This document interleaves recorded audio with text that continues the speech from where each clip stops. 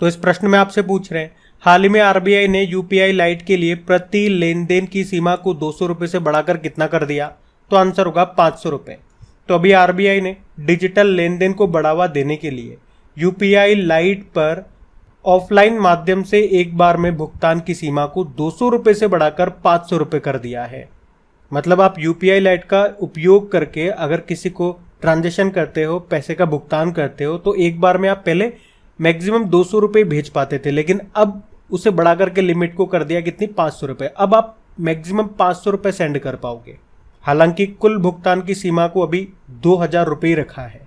वैसे आपको पता है, आमतौर पर यूपीआई मतलब यूनिफाइड पेमेंट इंटरफेस, इसके जरिए पेमेंट करने के लिए इंटरनेट की जरूरत पड़ती है, लेकिन यूपीआई लाइट के द्वारा यूजर 500 रुपये तक का पेमेंट बिना इंटरनेट के भी कर सकता है। ये एक ऑन डिवाइस वॉलेट है जिसमें यूजर रियल टाइम में छोटे अमाउंट का पेमेंट बिना यूपीआई पिन के कर सकता है। और आरबीआई ने यूपीआई लाइट में मैक्सिमम 2000 रुपये तक का बैलेंस रखने की सुविधा दे रखी है। यूपीआई लाइट अगर बात करो, इसको लॉन्च कब किया गया था? तो सितंबर 2022 में। तो क्या क्या पॉइंट याद रखते हैं कि अब आप इसमें एक बार में 200 नहीं 500 रुपये तक का पेमेंट कर पाओगे, और इसमें 2000 रुपये मैक्सिमम आप रख सकते हो। ये 3 पॉइंट आप याद रख लेना। इसे लॉन्च किया गया था सितंबर 2022 में। हो गए 3। चलिए फिर बताइए, हाल ही में देश का पहला इको फ्रेंडली डेबिट कार्ड जिसका नाम है आरपीवीसी, इसको किसने लॉन्च किया? तो आंसर होगा एयरटेल पेमेंट बैंक। तो अभी एयरटेल पेमेंट बैंक ने अपने सेविंग अकाउंट होल्डर्स के लिए देश का पहला eco friendly debit card launch किया है, जिसका नाम रखा है आरपीवीसी। आरपीवीसी मतलब रिसाइकल्ड पॉलीविनाइल क्लोराइड। मतलब इस कार्ड को फिर से रिसाइकिल किया जा सकता है। इससे फायदा क्या होगा? कार्बन उत्सर्जन में कमी आएगी। एयरटेल पेमेंट बैंक की बात करें, स्थापना होती है इसकी 2016 में। नई दिल्ली में मुख्यालय है और एमडी सीईओ है अनुब्रत विश्वास।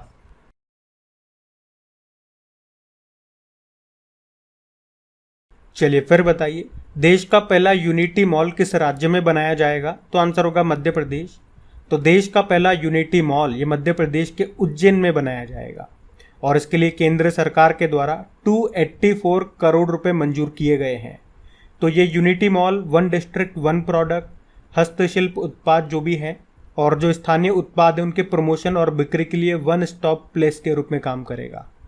फिर बताइए, अभी हाल ही में किस राज्य ने भारत का पहला कृषि डेटा एक्सचेंज लॉन्च किया? तो आंसर होगा तेलंगाना।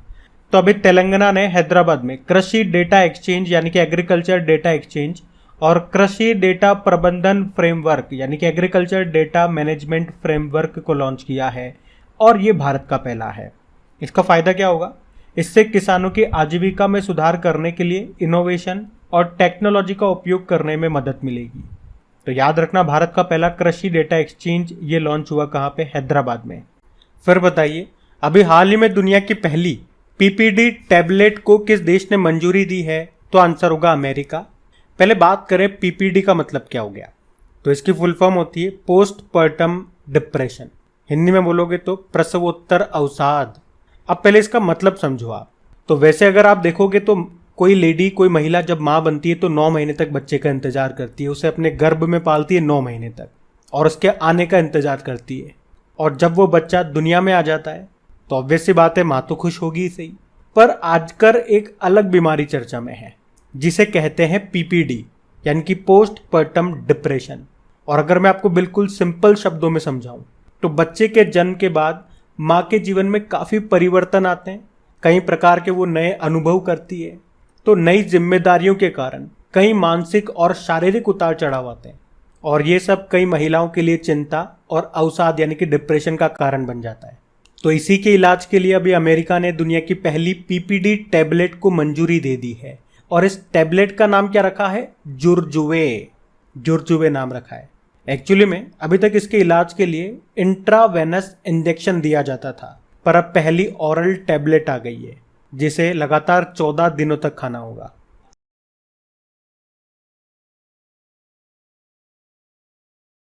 चलिए फिर बताइए, अगस्त 2023 में जारी नीति आयोग की डेल्टा रैंकिंग में कौन सा जिला टॉप पे रहा? तो आंसर होगा रायचूर। तो अभी नीति आयोग ने आकांक्षी जिलों की डेल्टा रैंकिंग को जारी किया है। अच्छा, ये रैंकिंग है क्या? तो मतलब जो आर्थिक रूप से पिछड़े जिले हैं यहाँ पे उनको रैंकिंग दी जाती है। और ये जो रैंकिंग दी जाती है इसमें कुछ पैरामीटर्स होते हैं, जैसे कि स्वास्थ्य, पोषण, शिक्षा, कृषि, जल संसाधन, वित्तीय समावेशन। तो इस तरह से कुछ पैरामीटर्स होते हैं, तो उसमें इनके परफॉर्मेंस के अकॉर्डिंग यहाँ पे रैंकिंग दी जाती है। इस बार की रैंकिंग में बात करें तो टॉप पे कर्नाटक का रायचूर जिला है। लेकिन इस बार आप जितने भी न्यूज़ आर्टिकल हैं या और भी अगर कहीं वीडियोस वगैरह आप सुनोगे तो टॉप रैंकिंग की कोई बात नहीं करेगा, क्योंकि सबसे ज़्यादा चर्चा हुई है कि दूसरे स्थान पे कौन रहा। दूसरे स्थान पे रहा है हरियाणा का नूह जिला। और अब दूसरे स्थान की अब आप सोचो कि पहले स्थान की बात करते हैं ना हम तो हमेशा कि पहले पे कौन है, पहले पे कौन है। तो इस बार दूसरे स्थान की क्यों चर्चा रही? क्योंकि ये डायरेक्ट 30वें स्थान से, पिछली बार ये 30वें स्थान पे था, 30 नंबर पे, और 30 से ये दूसरे स्थान पे आ गया। और अभी ये सांप्रदायिक दंगों के कारण काफी चर्चा में भी रहा था, तो इस कारण से। लेकिन फिर भी मैंने आपको प्रश्न में टॉप के बारे में बताया, टॉप पे कर्नाटक का रायचूर है। चलिए फिर बताइए, अभी IQ एयर के अनुसार कौन सा शहर दुनिया का सबसे प्रदूषित शहर बताया गया? तो आंसर होगा जकार्ता। तो स्विस वायु गुणवत्ता प्रौद्योगिकी कंपनी है IQ एयर, जिसने अभी सबसे प्रदूषित शहरों की रैंकिंग जारी की है, जिसमें टॉप पे यानी कि सबसे प्रदूषित शहर बताया गया इंडोनेशिया की कैपिटल जकार्ता को। वैसे इंडोनेशिया की नई कैपिटल क्या होगी? नुसंतारा होगी। अच्छा, वैसे जकार्ता में आपको किसका हेडक्वार्टर मिलेगा ये बताओ आप। और इसमें सेकंड नंबर पे इराक की कैपिटल बगदाद बताई गई, तो तीसरे पे बांग्लादेश की कैपिटल ढाका है। चलिए फिर बताइए, अभी हाल ही में जारी डेटा के अनुसार कैंसर के सबसे अधिक मामले किस राज्य में हैं? तो आंसर होगा उत्तर प्रदेश। तो अभी Indian council of medical research cancer registry ने अभी डेटा जारी किया है, जिसमें बताया गया कि भारत में सबसे ज़्यादा कैंसर के मामले ये उत्तर प्रदेश में है। तो 2022 में अगर बात करें तो 2,10,000 मामले दर्ज किए गए हैं केवल उत्तर प्रदेश से। तो उत्तर प्रदेश ने कैंसर से जुड़ी मौतों में भी सबसे अधिक संख्या दर्ज की है। वहीं सबसे कम मामले कहाँ पर हैं इसकी बात करें तो लक्षद्वीप में है, मात्र 28 मामले। अच्छा, कैंसर से आपको याद आएगा, कैंसर डे मनाते हैं हम, वर्ल्ड कैंसर डे 4 फरवरी को। वैसे स्टडी ऑफ कैंसर क्या कहा जाता है? ऑन्कोलॉजी।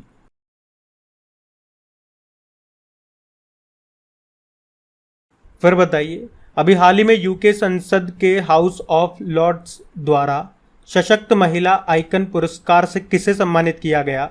तो आंसर होगा मायरा ग्रोवर को। तो मायरा ग्रोवर ये कौन है? ये लेखिका है और नई दिल्ली सोशल वर्कर एसोसिएशन की सचिव है, जिनको अभी यूके संसद के हाउस ऑफ लॉर्ड्स द्वारा मानसिक कल्याण पर लेखिका के रूप में प्रतिष्ठित महिला आइकन पुरस्कार से सम्मानित किया गया। तो ये उनके लिए प्रेरणा का प्रतीक है, जो समाज पर सकारात्मक प्रभाव डालने का प्रयास करते हैं। और अभी याद, राजिंदर सिंह धट्ट, ब्रिटिश प्रधानमंत्री ऋषि सुनक ने पॉइंट ऑफ लाइट अवार्ड से इनको सम्मानित किया था।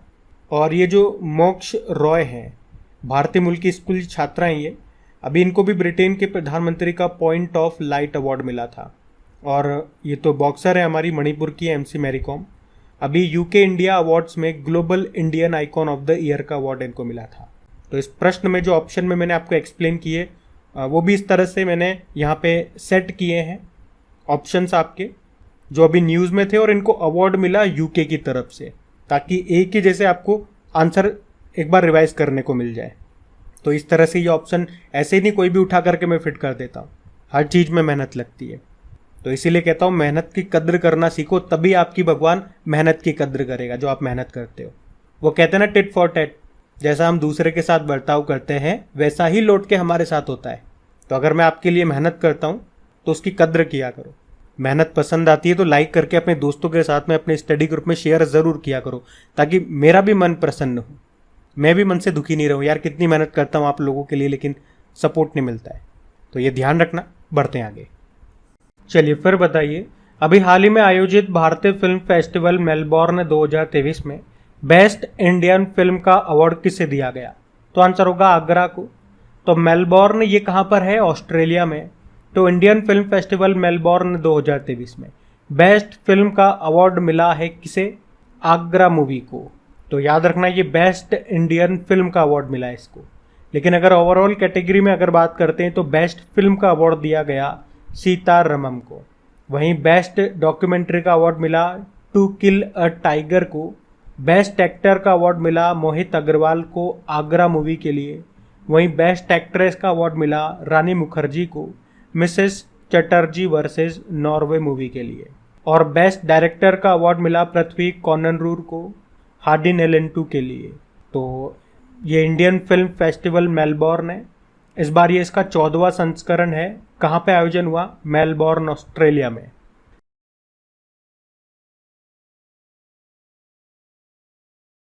तो इस प्रश्न में आपसे पूछ रहे हैं कि अगस्त 2023 में लॉन्च किए गए लगभग 50 वर्षों के बाद रशिया के पहले चंद्रमा मिशन का नाम क्या है? तो आंसर होगा लूना 25। तो अभी रशिया ने अपना चंद्र मिशन जिसका नाम है लूना 25 इसको लॉन्च कर दिया है।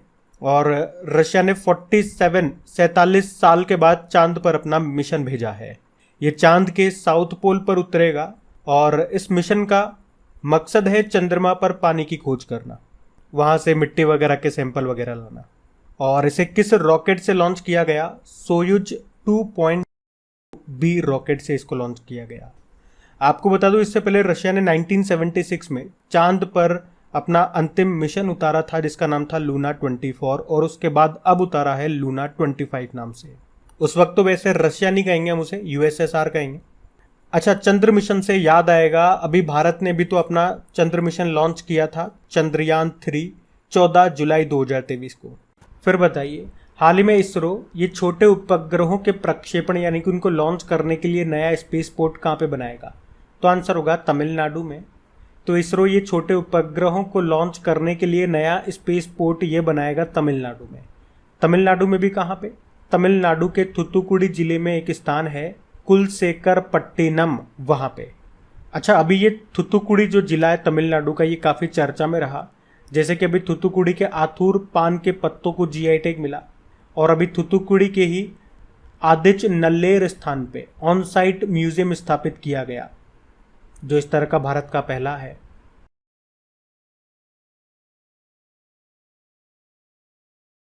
फिर बताइए, हाल ही में सुप्रीम कोर्ट ने अदालत में प्रवेश के लिए ई पास प्राप्त करने के लिए किस नाम से एक पोर्टल लॉन्च किया? तो आंसर होगा सुस्वागतम। तो अभी चीफ जस्टिस ऑफ इंडिया जो कौन है? DY चंद्रचूड़। और कौन से नंबर के हैं? तो 50वें नंबर के हैं। अभी उन्होंने सुस्वागतम नाम से एक पोर्टल लॉन्च किया है। एक्चुअली में अदालत में प्रवेश के लिए ई पास होना चाहिए, चाहे वो कोई भी व्यक्ति हो, चाहे वो वकील हो, कर्मचारी हो, पत्रकार हो, पक्षकार हो, मुजरिम हो या आम पब्लिक हो। ई पास आपके पास होगा तभी आप अंदर जा पाओगे। तो वो ई पास आपको आराम से मिल सके, आपको लंबी लंबी लाइनों में न लगना पड़े, और जो परिसर है, जो वहाँ का प्रेमिसेस है, वो भी कागज रहित यानी कि पेपरलेस हो सके। तो उसी के लिए ये सुस्वागतम पोर्टल को लॉन्च किया है। यहाँ से अब आपको इजीली ई पास मिल जाएगा। पहले उसे ई सेवा केंद्र से लेना पड़ता था और उसके लिए लाइन में भी लगना पड़ता था। चलिए फिर बताइए, अभी हाल ही में भारतीय नौसेना ने किस देश के साथ द्विपक्षीय नौसैनिक अभ्यास जिसका नाम है जायद तलवार, इसका आयोजन किया? तो आंसर होगा यूनाइटेड अरब अमीरात। तो एक्सरसाइज का नाम है जायद तलवार। ये भारत और यूनाइटेड अरब अमीरात के बीच में हुआ। ये एक नेवल एक्सरसाइज है। कहाँ पे हुआ? दुबई में। और इसमें भारत की ओर से एक तो INS विशाखापत्तनम और INS त्रिकंद ने हिस्सा लिया। वैसे यूनाइटेड अरब अमीरात के साथ हम और कौन सी एक्सरसाइज करते हैं? तो एक डेजर्ट ईगल नाम की एक्सरसाइज भी होती है भारत और यूनाइटेड अरब अमीरात के बीच में। वैसे यूनाइटेड अरब अमीरात डेजर्ट फ्लैग नाम से भी एक एक्सरसाइज का आयोजन करता है। चलिए फिर बताइए, अभी हाल ही में अंतर्राष्ट्रीय युवा दिवस कब मनाया गया? तो आंसर होगा 12 अगस्त को। तो हर साल 12 अगस्त को इंटरनेशनल यूथ डे के रूप में मनाया जाता है। अच्छा, ये तो इंटरनेशनल यूथ डे हो गया। अगर नेशनल यूथ डे, राष्ट्रीय युवा दिवस की बात करें तो वो हम 12 जनवरी को मनाते हैं, स्वामी विवेकानंद जी के जन्मदिन को। वैसे 12 अगस्त को एक और डे है, वर्ल्ड एलिफेंट डे। देखो, हाथी की बात हुई है तो प्रोजेक्ट एलिफेंट कब आया? 1992 में। चलिए फिर बताइए, हाल ही में किस भारतीय को IPCC का उपाध्यक्ष पैनल में शामिल किया गया? तो आंसर होगा रमन सुकुमार। अच्छा, IPCC से कुछ याद आया? इस प्रश्न को हम पहले भी पढ़ चुके हैं, मतलब नॉट सेम एग्जैक्टली। IPCC से संबंधित प्रश्न पढ़ा था हमने जब उस समय इसके नए अध्यक्ष बने थे।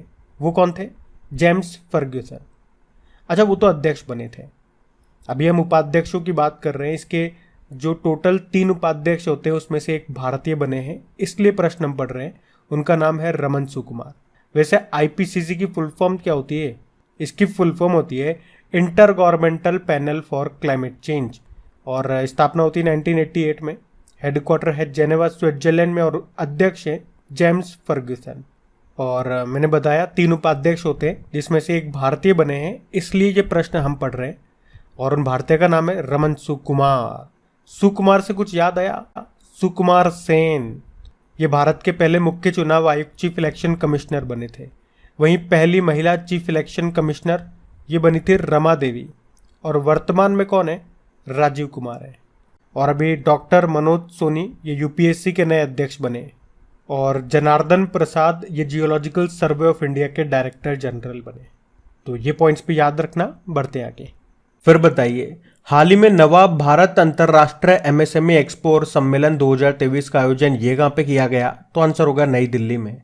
तो अभी जम्मू कश्मीर के जो उपराज्यपाल है मनोज सिन्हा, उन्होंने नई दिल्ली में नवे इंडिया इंटरनेशनल एमएसएमई एक्सपो और सम्मेलन 2023 का आयोजन किया है। तो याद रखना कहाँ पे किया? नई दिल्ली में। और एमएसएमई की बात करें, मतलब क्या होता है? Micro small medium enterprises. और एमएसएमई डे हम मनाते हैं कब? 27 जून को। और एमएसएमई मंत्री कौन है हमारे? नारायण राणे। चलिए फिर बताइए, हाल ही में जापान और दक्षिण कोरिया में भीषण तबाही मचाने वाले तूफान खानून का नामकरण किसने किया? तो आंसर होगा थाईलैंड। तो यह है खानून तूफान, इसने प्रभावित किया जापान और साउथ कोरिया को, और इसको नाम दिया, इसका नामकरण किया है थाईलैंड ने। तो बस इसमें इतना ही आपको पॉइंट्स याद रखने हैं। तूफान का नाम क्या है, किसने प्रभावित किया, और इसका नामकरण किसने किया। चलिए फिर बताइए, हाल ही में किस राज्य सरकार ने मुख्यमंत्री सौर मिशन शुरू किया है? तो आंसर होगा मेघालय। तो बिजली की कमी को अभी पूरा करने के लिए मेघालय के मुख्यमंत्री हैं कॉनराड संगमा, उन्होंने मुख्यमंत्री सौर मिशन को शुरू किया। तो इस मिशन के लिए सरकार अगले 5 सालों में 500 करोड़ रुपए का निवेश करेगी। तो बस घरों पे, छतों पे सोलर पैनल लगाओ, सोलर एनर्जी बनाओ, सौर ऊर्जा बनाओ।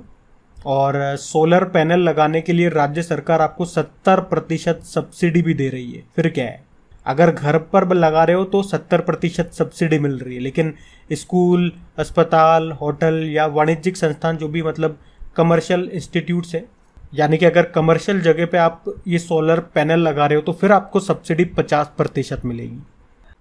तो इस प्रश्न में आपसे पूछ रहे हैं, अभी हाल ही में किसने एशियन हॉकी चैंपियंस ट्रॉफी को जीत लिया है? तो आंसर होगा भारत ने। तो अभी भारतीय पुरुष हॉकी टीम ने एशियाई चैंपियंस ट्रॉफी को जीत लिया है। अच्छा, एक एक करके अगर बात करें तो ये एशियन हॉकी चैंपियनशिप है जिसका फाइनल हुआ कहाँ पे? मेयर राधा कृष्णन स्टेडियम, जो कि है चेन्नई में। और फाइनल जीत लिया है भारत ने। भारत ने फाइनल में किसको हराया? मलेशिया को हराया। और यहाँ पे भारत ने इतिहास रचा है, यानी कि 4थी बार भारत ने इसको जीता है। और आप कह सकते हो ऐसा करने वाला भारत पहला देश बन गया, यानी कि सबसे ज़्यादा बार इसको भारत ने जीता है, 4 बार। इससे पहले भारत ने सबसे पहले 2011 में जीता था, फिर 2016 में, फिर 2018 में, और अब 2023 में। तो 4 बार केवल भारत ही है जो इसको सबसे ज़्यादा, यानी कि 4 बार जीत चुका है। इससे कम 3 बार जीत चुका है पाकिस्तान। फिर बताइए, अभी हाल ही में मध्य रेलवे का तीसरा पिंक स्टेशन कौन सा बन गया? तो आंसर होगा न्यू अमरावती स्टेशन। तो अभी मध्य रेलवे का ये जो न्यू अमरावती रेलवे स्टेशन है, ये भुसावल डिवीजन का तो पहला, या यूं कह दें कि मध्य रेलवे का तीसरा पिंक स्टेशन बन गया है। पिंक स्टेशन मतलब ये पूरी तरह से महिलाओं के द्वारा संचालित होगा। यहाँ पर केवल महिला कर्मचारी ही होंगी, छोटे लेवल से लेके बड़े लेवल हर कर्मचारी यहाँ पे महिला होगा। अब ये प्रश्न आपके लिए इसलिए इम्पोर्टेंट हो जाता है क्योंकि प्रश्न ऐसे बन सकता है कि बताओ देश का पहला पिंक स्टेशन ये कौन सा बना था?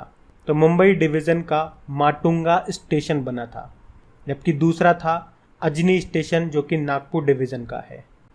अच्छा, एक पॉइंट और नोट करना, अभी प्रधानमंत्री नरेंद्र मोदी ने अमृत भारत स्टेशन योजना को शुरू किया, जिसमें रेलवे स्टेशनों का आधुनिकीकरण, मॉडर्नाइजेशन किया जाएगा। और कितनों को चुना गया, कितने स्टेशनों को? 1309 स्टेशनों का यह आधुनिकीकरण किया जाएगा इस योजना के अंतर्गत। फिर बताइए, अभी हाल ही में कौन सी भारतीय संस्था इंटरपोल ग्लोबल अकादमी नेटवर्क की सदस्य बन गई है? तो आंसर होगा सीबीआई। तो अभी केंद्रीय जांच ब्यूरो अकादमी को यानी कि सीबीआई एकेडमी को आधिकारिक तौर पर इंटरपोल ग्लोबल अकादमी नेटवर्क में शामिल कर लिया गया है। तो इस तरह से ये इसका 10वां सदस्य बन गया, ये आपको ध्यान रखना है। अब दो संस्थाओं की यहाँ पे बात होती है, एक तो सीबीआई हो गई, सीबीआई जिसकी स्थापना होती है 1963 में, और सीबीआई एकेडमी ये कहाँ पर है? गाजियाबाद यूपी। और सीबीआई का हेडक्वार्टर कहाँ पर है? नई दिल्ली में है। और अब इसके नए अध्यक्ष कौन बने? प्रवीण सूद बने हैं। एक प्रश्न मैं आपसे पूछूंगा, अभी प्रवीण कुमार श्रीवास्तव ये भी क्या बने थे, ये आप बताओ। तो चलो अभी तो मैं बता देता हूँ, चीफ विजिलेंस कमिश्नर बने थे, जिसकी स्थापना किस समिति की सिफारिश पे होती है? संथानम समिति की सिफारिश पे।